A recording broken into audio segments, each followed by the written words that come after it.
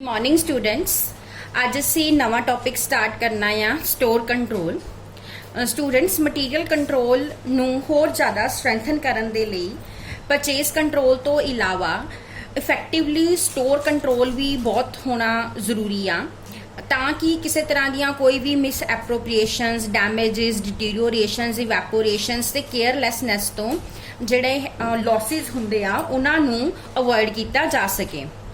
ਸੋ ਕਿਉਂਕਿ ਮਟੀਰੀਅਲ ਦੇ ਵਿੱਚ ਕਾਸਟ ਦਾ ਇੱਕ ਬਹੁਤ ਹੀ ਮੇਜਰ ਪਾਰਟ ਜਿਹੜਾ ਆ ਲੱਗਦਾ ਆ, ਸੋ ਇਸ ਕਰਕੇ ਸੈਪਰੇਟ ਸਟੋਰ ਡਿਪਾਰਟਮੈਂਟ ਹੋਣਾ ਚਾਹੀਦਾ ਆ ਜਿਹੜਾ ਕਿ ਸਟੋਰ ਨੂੰ ਪ੍ਰੋਪਰਲੀ ਯਾਨੀ ਕਿ ਮਟੀਰੀਅਲ ਨੂੰ ਪ੍ਰੋਪਰਲੀ ਕੰਟਰੋਲ ਕਰ ਸਕੇ। ਬਹੁਤ ਸਾਰੀਆਂ ਆਰਗੇਨਾਈਜੇਸ਼ਨਸ ਦੇ ਵਿੱਚ ਕੈਸ਼ ਤੇ ਬਹੁਤ ਜ਼ਿਆਦਾ ਕੰਟਰੋਲ ਕੀਤਾ ਜਾਂਦਾ ਆ ਬਟ ਮਟੀਰੀਅਲ ਨੂੰ ਬਿਲਕੁਲ ਵੀ ਧਿਆਨ ਨਹੀਂ ਦਿੱਤਾ ਜਾਂਦਾ। ਸੋ ਇਹ ਇਸ ਤਰ੍ਹਾਂ ਨਹੀਂ ਹੋਣਾ ਚਾਹੀਦਾ। ਇਹ ਜ਼ਰੂਰੀ ਆ ਕਿ ਮਟੀਰੀਅਲ ਨੂੰ ਵੀ ਕੈਸ਼ ਦੇ ਵਾਂਗੂ ਹੀ ਬਰਾਬਰੀ ਇੰਪੋਰਟੈਂਸ ਦਿੱਤੀ ਜਾਵੇ ਤੇ ਮਟੀਰੀਅਲ ਨੂੰ ਵੀ ਕੰਟਰੋਲ ਕੀਤਾ ਜਾਵੇ ਕਿਉਂਕਿ ਮਟੀਰੀਅਲ ਨੇ ਹੀ ਸੇਲ ਹੋਣ ਤੋਂ ਬਾਅਦ ਕੈਸ਼ ਦੇ ਵਿੱਚ ਕਨਵਰਟ ਹੋਣਾ ਹੁੰਦਾ ਆ। ਹੁਣ ਅਸੀਂ ਇਹਦੇ ਵਿੱਚ ਕਿਹੜੇ ਟੌਪਿਕਸ ਕਰਨੇ ਆ। ਸਭ ਤੋਂ ਪਹਿਲਾਂ ਹੈਗਾ ਆ store department, location and layout. ਹੁਣ ਸਟੋਰ ਡਿਪਾਰਟਮੈਂਟ ਦੀ ਜਿਹੜੀ ਲੋਕੇਸ਼ਨ ਆ ਉਹ ਪ੍ਰੋਪਰਲੀ ਪਲਾਨ ਕਰਕੇ ਡਿਸਾਈਡ ਕਰਨੀ ਚਾਹੀਦੀ ਆ। ਸੋ ਉਹ ਇਸ ਪੋਜੀਸ਼ਨ ਦੇ ਵਿੱਚ ਸਟੋਰ ਡਿਪਾਰਟਮੈਂਟ ਹੋਣਾ ਚਾਹੀਦਾ ਆ ਕਿ ਜਿਹੜਾ ਕਿ ਰਿਸੀਵਿੰਗ ਡਿਪਾਰਟਮੈਂਟ ਦੇ ਵੀ ਨੇੜੇ ਹੋਵੇ ਤਾਂ ਕਿ ਜਿਹੜੇ ਸਾਡੇ ਟਰਾਂਸਪੋਰਟ ਚਾਰजेस ਹੈਗੇ ਆ ਮਟੀਰੀਅਲ ਲਿਆਉਣ ਜਾਂ ਲਿਜਾਣ ਦੇ ਉਹ ਘੱਟੋ ਘੱਟ ਪੈਣ। ਉਸ ਤੋਂ ਇਲਾਵਾ ਬਾਕੀ ਸਾਰੇ ਜਿਹੜੇ ਫੈਕਟਰੀ ਦੇ ਡਿਪਾਰਟਮੈਂਟਸ ਹੈਗੇ ਆ ਰੋਡ ਰੇਲਵੇ ਸਾਈਡਿੰਗਸ ਵਗੈਰਾ ਦੇ ਵੀ ਨੇੜੇ ਹੋਣਾ ਚਾਹੀਦਾ ਆ ਤਾਂ ਕਿ ਅਨਲੋਡਿੰਗ ਤੇ ਵੀ ਘੱਟ ਐਕਸਪੈਂਸਿਸ ਜਿਹੜੇ ਆ ਉਹ ਇਨਕਰਡ ਹੋਣ। ਇਹ ਬਹੁਤ ਹੀ ਜ਼ਿਆਦਾ ਇੰਪੋਰਟੈਂਟ ਆ ਕਿ ਜਿਹੜਾ ਭਾਰਾ ਮਟੀਰੀਅਲ ਆ ਬਲਕੀ ਤੇ ਹੈਵੀ ਮਟੀਰੀਅਲ ਆ ਉਹ ਡਿਪਾਰਟਮੈਂਟਸ ਦੇ ਨੇੜੇ ਜਿਹੜੇ ਡਿਪਾਰਟਮੈਂਟ ਨੂੰ ਜ਼ਰੂਰਤ ਆ ਉਸ ਮਟੀਰੀਅਲ ਦੀ ਉਸ ਡਿਪਾਰਟਮੈਂਟ ਦੇ ਨੇੜੇ ਹੀ ਕਿਤੇ ਸਟੋਰ ਕਰਨਾ ਚਾਹੀਦਾ ਆ ਤਾਂ ਕਿ ਉਹਨੂੰ ਡਿਪਾਰਟਮੈਂਟ ਤੱਕ ਲੈ ਕੇ ਜਾਣ ਦੀ ਲੇਬਰ ਔਰ ਟਰਾਂਸਪੋਰਟੇਸ਼ਨ ਚਾਰजेस ਜਿਹੜੇ ਨੇ ਉਹ ਘੱਟ ਤੋਂ ਘੱਟ ਹੋਣ। ਸੋ ਸਟੋਰ ਡਿਪਾਰਟਮੈਂਟ ਦੀ ਪ੍ਰੋਪਰਲੀ ਪਲਾਨਡ ਲੋਕੇਸ਼ਨ ਹੋਣੀ ਚਾਹੀਦੀ ਆ ਤਾਂ ਕਿ ਮੂਵਮੈਂਟ ਮਟੀਰੀਅਲ ਦੀ ਮੂਵਮੈਂਟ ਦੇ ਵਿੱਚ ਕਿਸੇ ਤਰ੍ਹਾਂ ਦੀ ਕੋਈ ਵੀ ਡਿਲੇ ਜਿਹੜੀ ਆ ਨਾ ਹੋਵੇ। ਹੁਣ ਨੈਕਸਟ ਹੈ ਲੇਆਊਟ। ਸਟੋਰ ਦਾ ਜਿਹੜਾ ਲੇਆਊਟ ਹੈਗਾ ਆ ਉਹ ਵੀ ਕੇਅਰਫੁਲੀ ਤਿਆਰ ਹੋਣਾ ਚਾਹੀਦਾ ਆ। ਸਟੋਰ ਨੂੰ ਅਸੀਂ ਛੋਟੇ ਰੈਕਸ ਦੇ ਵਿੱਚ ਡਿਵਾਈਡ ਕਰ ਸਕਦੇ ਹਾਂ ਜਿਨ੍ਹਾਂ ਰੈਕਸ ਨੂੰ ਫਰਦਰ ਸਮਾਲ ਸਪੇਸਿਸ ਦੇ ਵਿੱਚ ਸਬ ਡਿਵਾਈਡ ਕੀਤਾ ਜਾ ਸਕਦਾ ਆ। ਇਹਨਾਂ ਸਾਰੀਆਂ ਸਪੇਸਿਸ ਨੂੰ ਬਿਨ ਕਹਿੰਦੇ ਆ ਤੇ ਇੱਕ ਤਰ੍ਹਾਂ ਦੇ ਮਟੀਰੀਅਲ ਦੇ ਲਈ ਇੱਕ ਬਿਨ ਜਿਹੜਾ ਆ ਅਲੋਟ ਕੀਤਾ ਜਾਂਦਾ ਆ। ਜ਼ਰੂਰੀ ਨਹੀਂ ਆ ਕਿ ਬਿਨ ਕੋਈ ਸਪੇਸ ਹੀ ਹੋਵੇ ਬਲਕਿ ਬਿਨ ਕੋਈ ਵੀ ਮਟੀਰੀਅਲ ਹੋ ਸਕਦਾ ਆ, ਕੋਈ ਵੀ ਪਲੇਸ ਹੋ ਸਕਦੀ ਆ ਜਿੱਥੇ ਮਟੀਰੀਅਲ ਰੱਖਿਆ ਜਾਂਦਾ ਆ। ਸੋ ਸਾਰੇ ਬਿਨਸ ਦੀ ਪ੍ਰੋਪਰਲੀ ਨੰਬਰਿੰਗ ਹੋਣੀ ਚਾਹੀਦੀ ਆ ਔਰ ਜਿਹੜੇ ਵੱਡੇ ਮਟੀਰੀਅਲ ਨੇ ਬਲਕਿ ਔਰ ਹੈਵੀ ਮਟੀਰੀਅਲ ਨੇ ਉਹਨਾਂ ਲਈ ਇੱਕ ਵੱਡਾ ਹਾਲ ਵੀ ਬਿਨ ਹੁੰਦਾ ਆ। ਸੋ ਮਟੀਰੀਅਲ ਨੂੰ ਸਟੋਰ ਕਰਨ ਵੇਲੇ ਵੀ ਜਿਹੜਾ ਮਟੀਰੀਅਲ ਲੀਕ ਹੁੰਦਾ ਆ ਜਾਂ ਇਵੈਪੋਰੇਟ ਹੁੰਦਾ ਆ ਜਾਂ ਡਿਟੀਰੀਓਰੇਟ ਹੁੰਦਾ ਆ ਉਹਨੂੰ ਸਟੋਰ ਕਰਨ ਵੇਲੇ ਵੀ ਪ੍ਰੋਪਰ ਧਿਆਨ ਰੱਖਣਾ ਚਾਹੀਦਾ ਆ। ਸੋ ਸਟੋਰ ਡਿਪਾਰਟਮੈਂਟ ਦੀ ਜਿਹੜੀ ਬਿਲਡਿੰਗ ਆ ਉਹ ਪ੍ਰੋਪਰਲੀ ਕੰਸਟਰਕਟਡ ਹੋਣੀ ਚਾਹੀਦੀ ਆ ਤਾਂ ਕਿ ਕਿਸੇ ਤਰ੍ਹਾਂ ਦੇ ਡੈਮੇजेस ਜਾਂ ਪਿਲਫਰੇजेस ਦੇ ਕਰਕੇ ਮਟੀਰੀਅਲ ਦਾ ਲਾਸ ਨਾ ਹੋਵੇ। ਨੈਕਸਟ ਟੌਪਿਕ ਇਹਦੇ ਵਿੱਚ ਅਸੀਂ ਕਰਨਾ ਆ ਕਲਾਸੀਫਿਕੇਸ਼ਨ ਐਂਡ ਕੋਡੀਫਿਕੇਸ਼ਨ ਦਾ।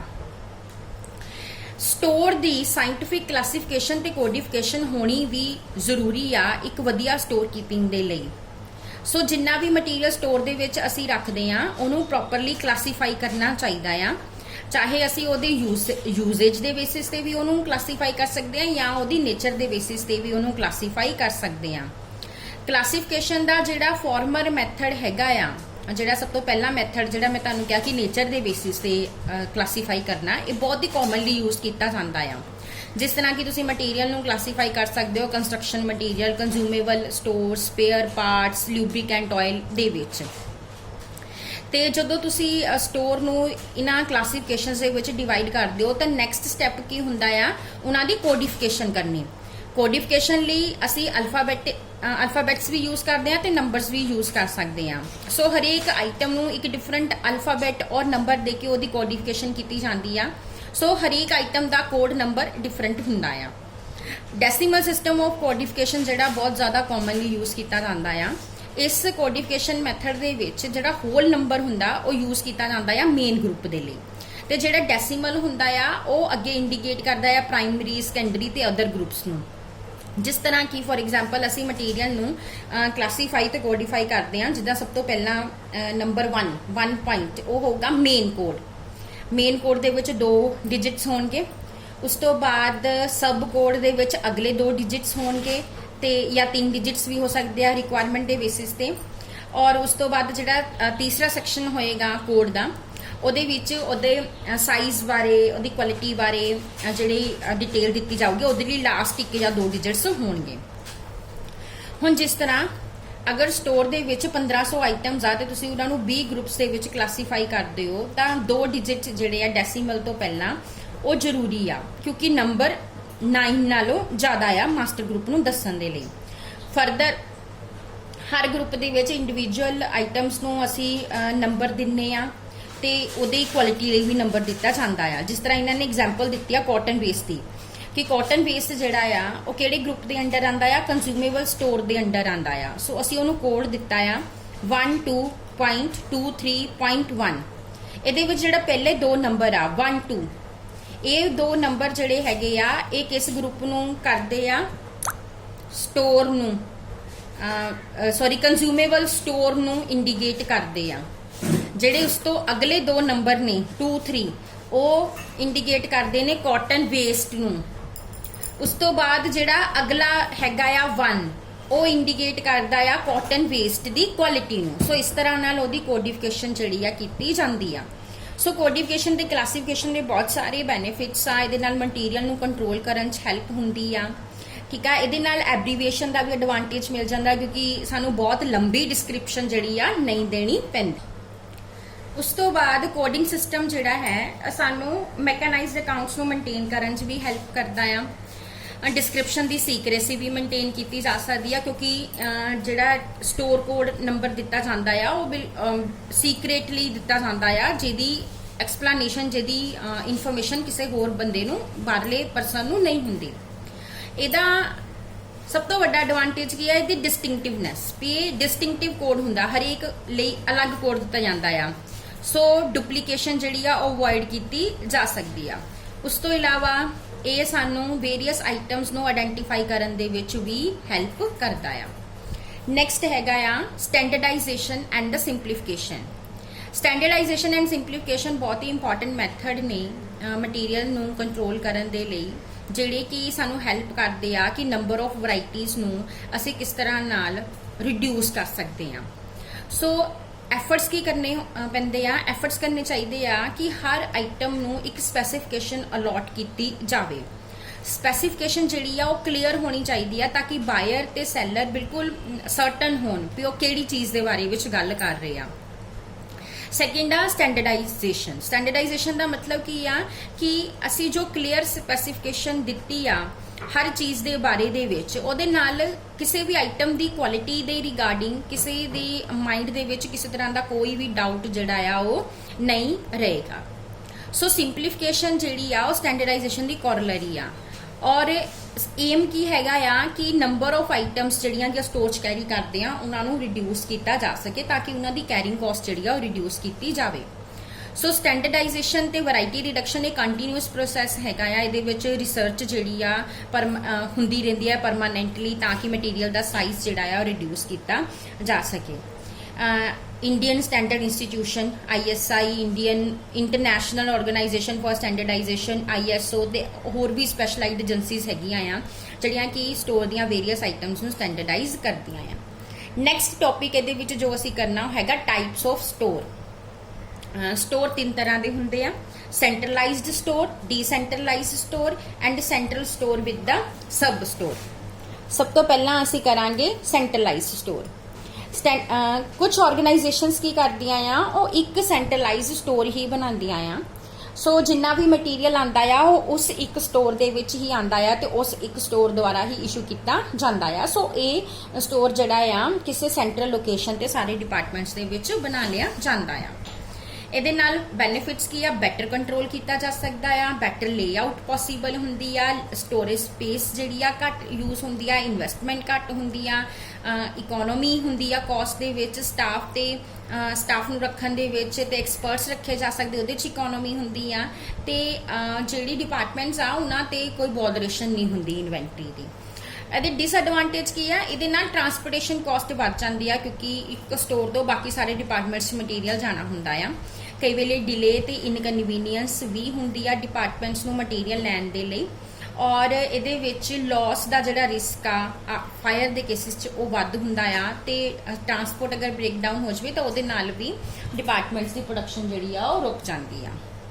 ਨੈਕਸਟ ਹੈਗਾ ਆ ਡੀਸੈਂਟਰਲਾਈਜ਼ਡ ਸਟੋਰ।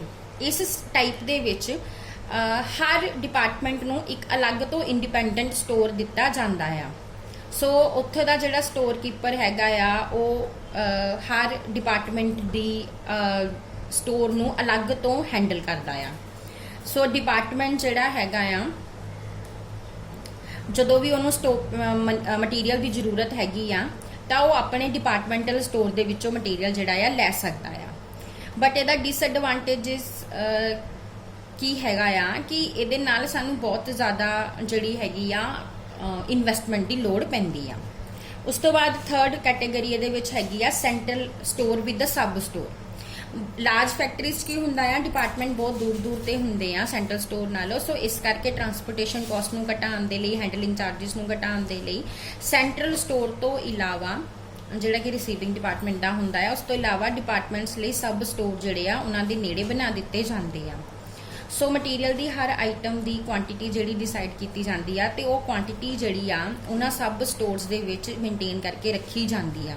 ਤੇ ਪੀਰੀਅਡ ਸਾਲ ਦੇ ਐਂਡ ਦੇ ਵਿੱਚ ਕੀ ਹੁੰਦਾ ਆ ਕਿ ਹਰ ਸਬ ਸਟੋਰ ਦਾ ਸਟੋਰ ਕੀਪਰ ਜਿਹੜਾ ਆ ਉਹ ਫਰੈਸ਼ ਰੈਕੁਜੀਸ਼ਨ ਸੈਂਟਰਲ ਸਟੋਰ ਨੂੰ ਦਿੰਦਾ ਆ ਕਿ ਫਰਦਰ ਕਿੰਨੀ ਕੁਆਂਟੀਟੀ ਕੰਜ਼ਿਊਮ ਹੋ ਚੁੱਕੀ ਆ ਤੇ ਉਹਨੂੰ ਅੱਗੇ ਹੋਰ ਕਿੰਨੀ ਕੁਆਂਟੀਟੀ ਚਾਹੀਦੀ ਆ ਉਹਨੂੰ ਪੂਰਾ ਕਰਨ ਦੇ ਲਈ। ਸੋ ਇਸ ਸਟੋਰ ਸਿਸਟਮ ਨੂੰ ਜਿਹੜਾ Impress system of store control ਦੇ ਬੇਸਿਸ ਤੇ ਤਿਆਰ ਕੀਤਾ ਜਾਂਦਾ ਆ। ਸੋ ਇਹ ਡਿਫਰੈਂਟ ਟਾਈਪਸ ਹੈਗੀਆਂ ਸਟੋਰਸ ਦੀਆਂ।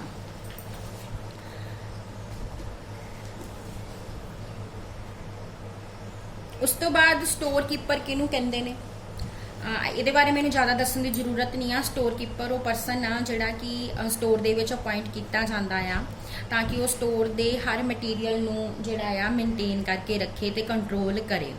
ਉਹਨੂੰ ਟੈਕਨੀਕਲ ਨੌਲੇਜ ਹੁੰਦੀ ਆ ਤੇ ਸਟੋਰ ਰੂਟੀਨ ਦੇ ਵਿੱਚ ਐਕਸਪੀਰੀਅੰਸ ਹੁੰਦਾ ਆ ਤੇ ਅਬਿਲਿਟੀ ਹੁੰਦੀ ਆ ਕਿ ਉਹ ਸਟੋਰ ਦੇ ਆਪਰੇਸ਼ਨਸ ਨੂੰ ਆਰਗੇਨਾਈਜ਼ ਕਰ ਸਕਦਾ ਆ। ਉਹਨੂੰ ਸਟੋਰ ਕੀਪਰ ਵੀ ਕਹਿੰਦੇ ਆ, ਚੀਫ ਸਟੋਰ ਕੀਪਰ ਵੀ ਕਹਿੰਦੇ ਆ, ਸਟੋਰ ਸੁਪਰੀਟੈਂਡੈਂਟ ਵੀ ਕਿਹਾ ਜਾਂਦਾ ਆ। ਉਸ ਤੋਂ ਬਾਅਦ ਹੈ requisition for the store. Storekeeper ਦੀ ਇੱਕ ਡਿਊਟੀ ਇਹ ਵੀ ਹੁੰਦੀ ਆ ਕਿ ਉਹਨੇ ਮਟੀਰੀਅਲ ਦੀ ਰੈਕੁਜੀਸ਼ਨ ਭੇਜਣੀ ਹੁੰਦੀ ਆ ਤਾਂ ਕਿ ਕਦੀ ਵੀ ਮਟੀਰੀਅਲ ਦੀ ਸ਼ਾਰਟੇਜ ਕਰਕੇ ਪ੍ਰੋਡਕਸ਼ਨ ਨਾ ਰੁਕੇ। ਸੋ ਸਟੋਰ ਕੀਪਰ ਇਹ ਦੇਖਣਾ ਹੁੰਦਾ ਕਿ ਨਾ ਤਾਂ ਪ੍ਰੋਡਕਸ਼ਨ ਇਫੈਕਟ ਹੋਣੀ ਚਾਹੀਦੀ ਆ ਤੇ ਨਾ ਹੀ ਅਨਨੈਸੈਸਰੀ ਮਟੀਰੀਅਲ ਜਿਹੜਾ ਆ ਉਹ ਬਾਈ ਕਰਨਾ ਚਾਹੀਦਾ। ਉਹਦੇ ਨਾਲ ਕੀ ਹੁੰਦਾ ਆ ਕਿ ਕੈਪੀਟਲ ਬਲੌਕ ਹੋ ਜਾਂਦੀ ਆ। ਸੋ ਇਹਦੇ ਕਰਕੇ reorder level, EOQ, maximum minimum levels ਜਿਹੜੇ ਆ ਉਹ ਕੈਲਕੂਲੇਟ ਕੀਤੇ ਜਾਂਦੇ ਆ। ਉਸ ਤੋਂ ਬਾਅਦ ਆ ਸਟੋਰ ਰਿਕਾਰਡਸ। ਹੁਣ ਸਟੋਰ ਕੀਪਰ ਕਿਹੜੇ ਰਿਕਾਰਡਸ ਮੇਨਟੇਨ ਕਰਕੇ ਰੱਖਦਾ ਆ। ਸਭ ਤੋਂ ਪਹਿਲਾਂ ਹੈਗਾ ਆ ਬਿਨ ਕਾਰਡ। ਬਿਨ ਕਾਰਡ ਦੇ ਵਿੱਚ ਕੀ ਹੁੰਦਾ, ਬਿਨ ਕਾਰਡ ਦੇ ਵਿੱਚ ਮਟੀਰੀਅਲ ਦੀ ਰਿਸੀਪਟ ਔਰ ਇਸ਼ੂ ਦਾ ਰਿਕਾਰਡ ਜਿਹੜਾ ਉਹ ਰੱਖਿਆ ਜਾਂਦਾ ਹੈ। ਇਹਦੇ ਵਿੱਚ ਸਿਰਫ ਕੁਆਂਟੀਟੀ ਰਿਕਾਰਡ ਕੀਤੀ ਜਾਂਦੀ ਹੈ। ਇੱਕ ਰਿਸੀਪਟ ਕਾਲਮ ਹੋਏਗਾ, ਇਸ਼ੂ ਕਾਲਮ ਹੋਏਗਾ ਤੇ ਬੈਲੈਂਸ ਕਾਲਮ ਹੋਏਗਾ। ਰਿਸੀਪਟ ਕਾਲਮ 'ਚ ਕਿੰਨੀ ਕੁਆਂਟੀਟੀ ਆਈ, ਇਸ਼ੂ ਕਾਲਮ 'ਚ ਕਿੰਨੀ ਇਸ਼ੂ ਹੋਈ ਤੇ ਬੈਲੈਂਸ ਕਾਲਮ ਦੇ ਵਿੱਚ ਕਿੰਨੀ ਬਚੀ, ਇਹ ਸਾਰੀ ਬਿਨ ਕਾਰਡ ਦੇ ਵਿੱਚ ਮੈਂਸ਼ਨ ਕੀਤੀ ਜਾਂਦੀ ਆ। ਬਿਨ ਕਾਰਡ ਨੂੰ ਬਿਨ ਟੈਗ ਜਾਂ ਸਟੋਕ ਕਾਰਡ ਵੀ ਕਹਿੰਦੇ ਆ। ਅਸੀਂ ਬਿਨ ਜਿਹੜੇ ਵੀ ਬਿਨ ਦਾ ਉਹ ਬਣਾਉਂਦੇ ਆ ਤਾਂ ਉਸ ਬਿਨ ਦੇ ਨਾਲ ਉਹ ਹੈਂਗ ਜਿਹੜਾ ਕਰ ਦਿੱਤਾ ਜਾਂਦਾ ਆ। ਉਸ ਤੋਂ ਇਲਾਵਾ ਕੁਝ ਸਟੋਰਸ ਦੇ ਵਿੱਚ ਡਬਲ ਬਿਨ ਸਿਸਟਮ ਵੀ ਅਡਾਪਟ ਕੀਤਾ ਜਾਂਦਾ ਆ। ਇਸ ਸਿਸਟਮ ਦੇ ਵਿੱਚ ਬਿਨ ਨੂੰ ਦੋ ਪਾਰਟਸ ਦੇ ਵਿੱਚ ਡਿਵਾਈਡ ਕਰਤਾ ਜਾਂਦਾ ਆ ਤੇ ਜਿਹੜਾ ਸਮੋਲਰ ਪਾਰਟ ਹੁੰਦਾ ਆ ਉਹ ਮਿਨੀਮਮ ਕੁਆਂਟੀਟੀ ਦੇ ਬਰਾਬਰ ਹੁੰਦਾ ਆ ਤੇ ਦੂਸਰਾ ਪਾਰਟ 'ਚ ਰਿਮੇਨਿੰਗ ਕੁਆਂਟੀਟੀ ਹੁੰਦੀ ਆ।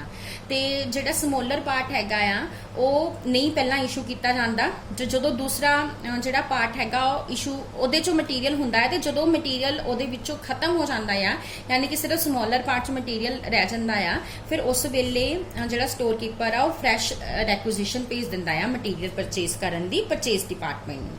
ਉਸ ਤੋਂ ਇਲਾਵਾ ਸਟੋਰ ਲੈਜਰ ਆ। ਸਟੋਰ ਲੈਜਰ ਵੀ ਕੋਸਟਿੰਗ ਡਿਪਾਰਟਮੈਂਟ ਪ੍ਰਪੇਅਰ ਕਰਦਾ ਆ। ਬਿਨ ਕਾਰਡ ਵਾਂਗ ਹੀ ਹੁੰਦਾ ਆ, ਬਟ ਬਿਨ ਕਾਰਡ ਦੇ ਵਿੱਚ ਅਸੀਂ ਸਿਰਫ ਕੁਆਂਟੀਟੀਜ਼ ਰਿਕਾਰਡ ਕਰਦੇ ਆ ਤੇ ਸਟੋਰ ਲੈਜਰ ਦੇ ਵਿੱਚ ਕੁਆਂਟੀਟੀ ਤੋਂ ਇਲਾਵਾ ਰੇਟ ਔਰ ਜਿਹੜੇ ਵੈਲਿਊਜ਼ ਆ ਉਹ ਵੀ ਰਿਕਾਰਡ ਕੀਤੀਆਂ ਜਾਂਦੀਆਂ ਆ। ਸੋ ਇਹਦੇ ਵਿੱਚ ਹਰ ਆਈਟਮ ਦਾ ਪ੍ਰੋਪਰ ਰਿਕਾਰਡ ਮੇਨਟੇਨ ਕੀਤਾ ਜਾਂਦਾ ਆ। ਕੁਆਂਟੀਟੀ ਵੀ ਔਰ ਵੈਲਿਊ ਵੀ ਦੋਨੋਂ ਚੀਜ਼ਾਂ ਰਿਕਾਰਡ ਕੀਤੀਆਂ ਜਾਂਦੀਆਂ ਆ। ਸੋ ਸਟੂਡੈਂਟਸ ਇਹਦੇ ਨਾਲ ਹੀ ਸਾਡਾ ਅੱਜ ਦਾ ਇਹ ਟੌਪਿਕ ਕੰਪਲੀਟ ਹੁੰਦਾ ਆ। Thank you.